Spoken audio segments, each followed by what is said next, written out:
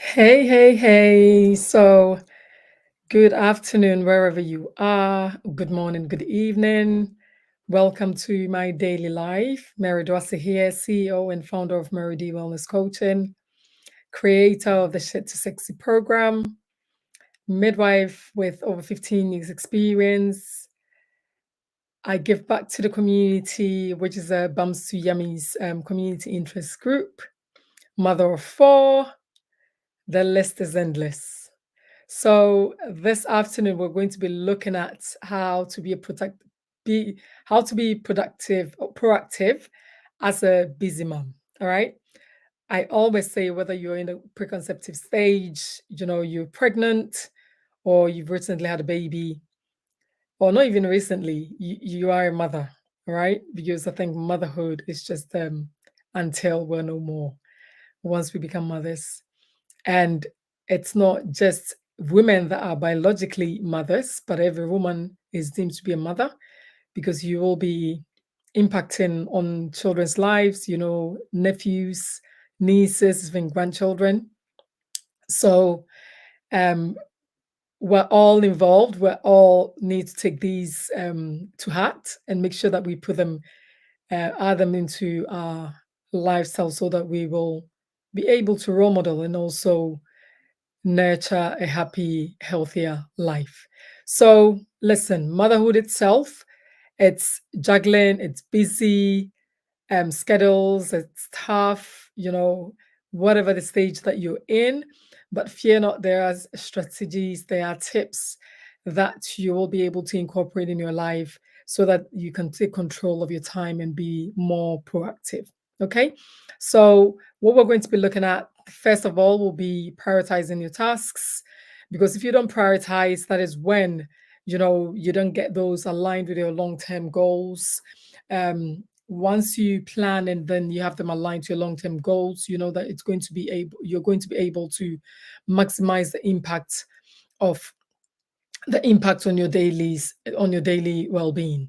So it's really, really important for you to prioritize your tasks, no matter how small you think they are. All right.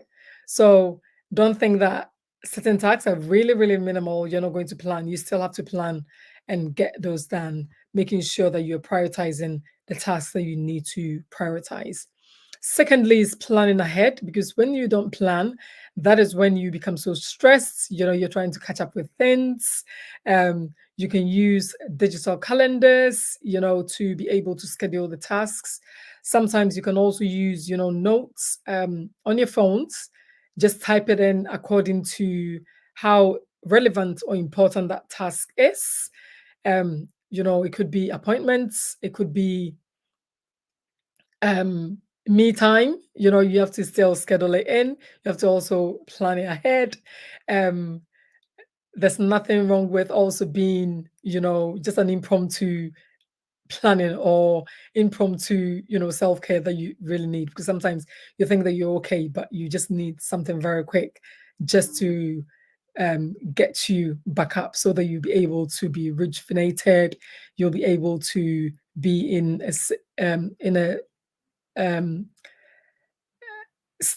um, a safe state of mind so that you're able to complete what you need to complete. Being proactive um, in planning minimizes a last minute stress. Okay. It minimizes last minute stress. But also remember, if you know the techniques or the little things that you need to do just to de stress very quickly, if those things come around, you're able to just literally snap out of it, not snap out of it, but stepping out of it, and then doing those things like deep breaths in or walking away from a task and just get 5 minutes break away from it. All those things can be done. Meditation, journaling, coloring, anything that you can do to just quickly de-stress so that you can go back to what you need to do. So you can use digital calendars are really, really great.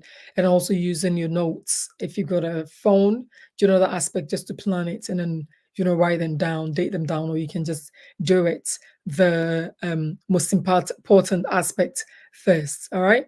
So thirdly, you're going to be looking at routines. So creating your routines. Each and everybody has got routines. Our children have got their own routines, and sometimes when it's um not followed or broken down, it's just like everything just go down the hill. All right. So establishing daily or weekly routines is really, really important. I think if you're a working mother, um, you tend to have those on the go, but there could be some instances where, the school nights, you're really tired, the kids don't get their bags, the shoes at the same place that they're meant to be. And then in the morning, that's when you're rushing around thinking, oh my goodness, we have 1.5 hours to prepare. Now we've come downstairs, we can't find the school bag, we can't find the homework, one pair of shoes is under the sofa, all those things. It's really, really paramount to make sure that you're following your routines and then your children are also following those routines. Because when you break them or you don't follow them, sometimes you just bring on stress for yourself, or you could even run late to school as well. So everything that we're doing, we're role modeling to our children, so they have to mimic, they have to learn from us. So make sure that you're establishing those routines so that you're able to follow them, to have efficient time management at all times amidst the chaos. All right. Delegating tasks. I always talk about this. Women, superwomen want to do it all. Listen, if you're able to delegate it, please go ahead and delegate it. Get the kids involved. They're quite happy to get involved, but obviously, if it's cooking time and then you want someone to just get the chopped onion from the freezer and then put it in the pan and all those things, it could be a bit messy, but you need to guide them. It's all part of it. So make sure that you're delegating tasks and get them involved, because at that time they're also learning.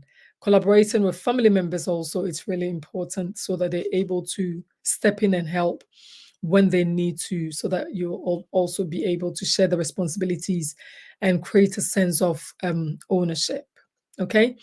Once you had a newborn baby, or you're, sometimes childcare, for instance, like yesterday, I had to go back and complete certain training. I called Warren's amazing godmother, and she kindly looked after after him. And then I saw someone else also helped with the two girls because they're on half term. So I was able to go be in my own, just take my mind off things, that they're in safe hands so that I can complete the training. And this is some of the things that you do, or you could do as part of your keep in touch days when you're on maternity leave, so that you're up to date with your mandatory or statutory training. So if you've got, godmothers in your children's lives, it's really, really important to ask, or even family members, so that they were able to take over the children, so that you can go and complete all those trainings. Don't wait until you go back, especially if you're on maternity leave. You go back to work and there's a whole lot you need to catch up with, which is too much. You've got looking at flexible working, childcare, and then you have all these trainings also hanging around your neck because they've expired, because you've been away for long. So make sure that you're tapping these into during your mat leave. If your employer has the policy of keeping touch days, make sure that you have that conversation and get it done. Delegate the tasks and get help, get support. Okay. Setting realistic expectations. Listen, avoid being perfect. Avoid being perfect, okay? And strive for balance and strive for the best, or do your best in it. Set realistic expectations. Do not set expectations that are going to stress you, okay? Being proactive as a mother, it's not straightforward. Even just motherhood, it's just juggling and here and there and things. The last thing you want is being too stressed, overstressed, and it's going to impact on your health. That is not what we want. So one of the things also, it's for you to set realistic expectations so that you're able to strive for balance and do your best as well. Okay. We're not in competition with anybody. All right. I always say that women that look like me, I'm not in any competition with anyone. I am running my own race. And I do believe that you are also running your own race. So breaking tasks into smaller steps or into simpler steps If they're quite large, just break them down. You know, like when you're in uni and then you write an essay and then they've got the introduction, body, and then conclusion, and then you still have to go in and then break them down. That is how you need to do your tasks. Okay. Don't look at it so that you're able to manage it and do it successfully, and making sure that the steps are consistent, consistent, so that you're able to progress on completing the task effectively. You don't want to rush through it, and then at the end, it's it's nothing. Um, it doesn't really look good. So for instance, if you're an artist and then you've got time, you know yourself, for you to just do an illustration, it takes 10 minutes, and then you're rushing and then you're doing it within 2, 3 minutes, then you should be an expert. You've got the talent of doing everything perfectly. That one line that you have to do, or a stroke that you have to do, you're not going to go back to fix it, and you have to be on the ball at that point. But most of us, we will not be at that stage. So if you think that it's 10 minutes, make sure that you've divided them. You're doing it into smaller steps, smaller stages, so that the end would be of great benefit. The end will look amazing. Like for instance, this artwork behind me, one of my daughters was asking, "Mommy, is this an yeah, that one. I don't know who the artist is. I can read it, but anyway, I liked it, so I purchased it. Um, so, and I bet it's an experience, So I wouldn't even take a paintbrush, if you know what I mean. So I wouldn't, yeah. So if you're going to go into the studio and do some painting, just make sure that you're going to break it. You know yourself, you know how it works. You're going to break it down so that you're able to complete it, so that it comes out amazing. Okay. What next? Learning to say no. Listen, learn to say no. I think that's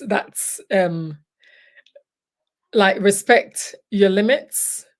Yes, respecting your limits by declining non-priority commitments. Learn to say no.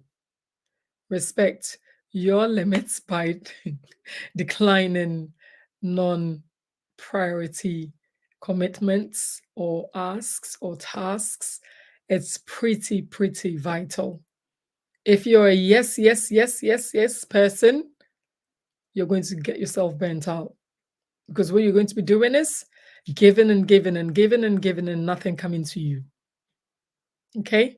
So you need to learn to say no to non-priority commitments. All right? Also embracing technology. Oh wow. An experience that I need to share. I think if you're here, just go. If you're on Instagram, Facebook, I think LinkedIn. I haven't been on LinkedIn for quite a while. I think it was on Instagram first. Just go to my page, to my first post. Just go down and see.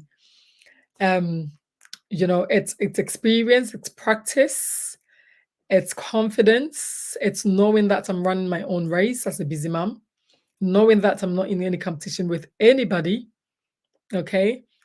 I have learned over the years just to get to this place, and I've learned to use apps, to use technology, to use digital tools for efficient task management.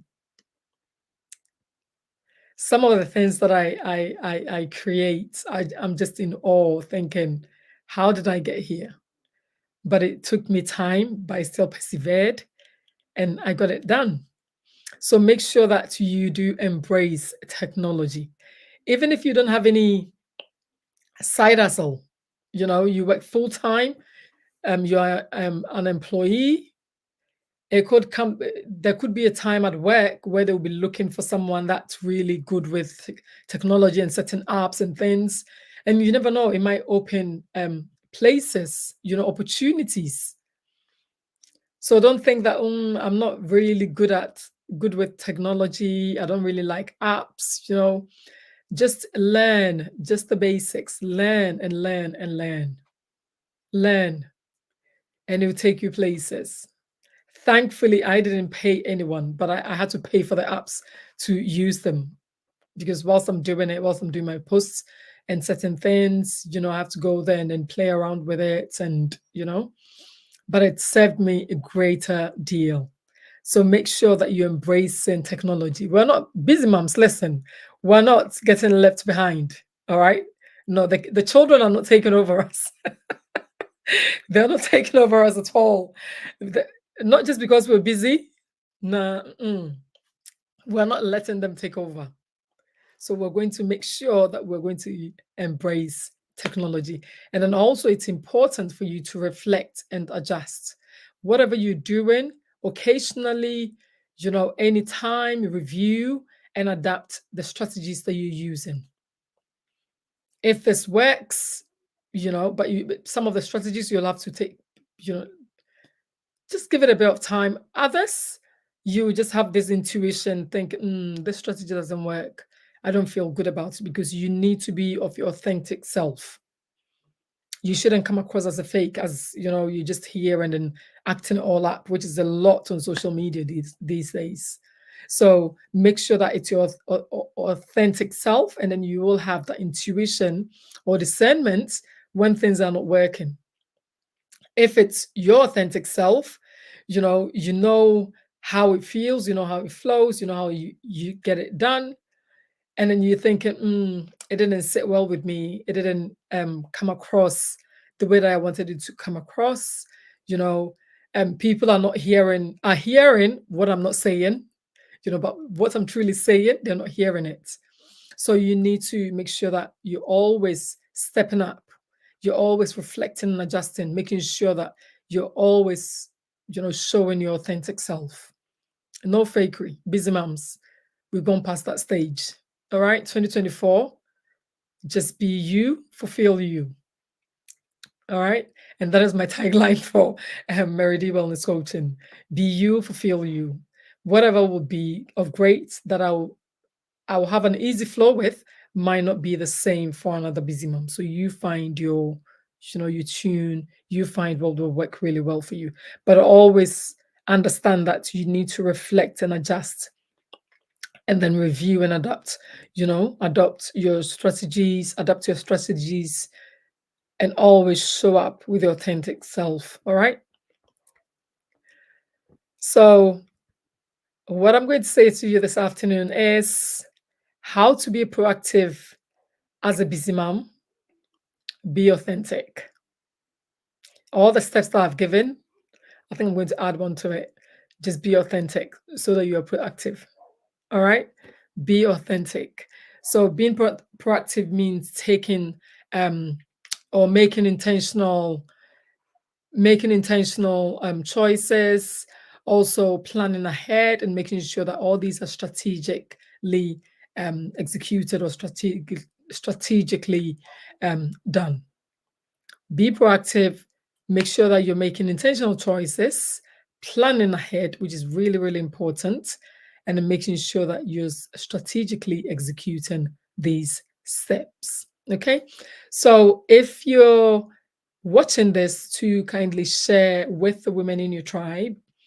If this is not for you, that's fine, but do share. I believe that there will be so many women out there who would want to hear. And I will see you again tomorrow. Don't forget that on the 24th, 24th of February is Saturday, 7 p.m. to 8 p.m. GMT, my masterclass, which is what every mother or every mom must know and do to recover post-birth. All right. So join me and do share. It's in my bio. Kindly click on the bio and click on the link and register. So I will see you again tomorrow. Enjoy your day, and I hope yesterday was an amazing day. Only yesterday we were celebrating love and Valentine's Day. Love, it's all year round, every day. All right. So go ahead and show love to the people in your circle, the people that at work, or even strangers that you don't know. Just go smile to someone when you sit in a coffee shop. Buy someone a cup of coffee. Okay, £2.50 or £3. It's not going to break the bank. All right. So enjoy your day. Thank you so, so much. And I do appreciate in each everyone that joins me on live or even catch up with a replay. I see you all. Thank you so much. I'm forever grateful.